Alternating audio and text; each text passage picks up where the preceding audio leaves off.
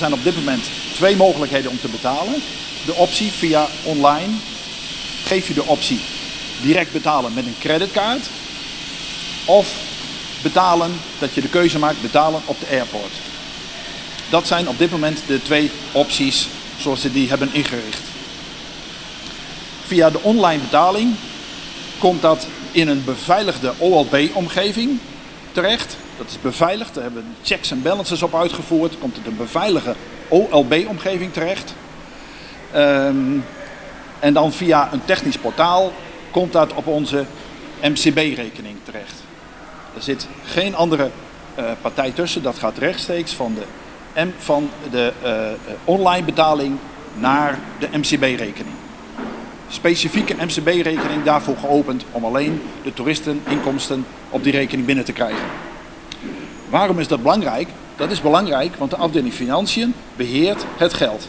Wij kunnen elke dag op onze bankafschriften zien wat er aan toeristenbelasting binnenkomt. Daar hebben we met de accountant afstemmingen over gezocht dat we een volledigheid van de belastingopbrengst goed kunnen verantwoorden.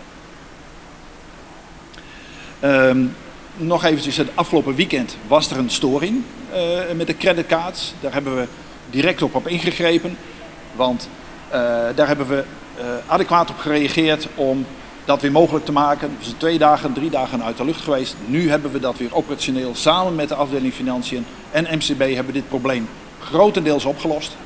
Dit gaan we verder bewaken, monitoren en in de toekomst verder dit soort fouten zien te voorkomen. En nog het puntje over de volgende fase van de inning van de toeristenbelasting.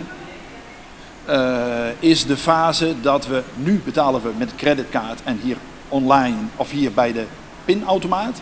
Wat we straks willen is dat we ook meer de debitcards gaan gebruiken en dat we de Ideal, Apple Pay, PayPal opties mogelijk gaan maken. Dat er op een brede manier digitaal betaald kan worden. Dat is de mooiste oplossing.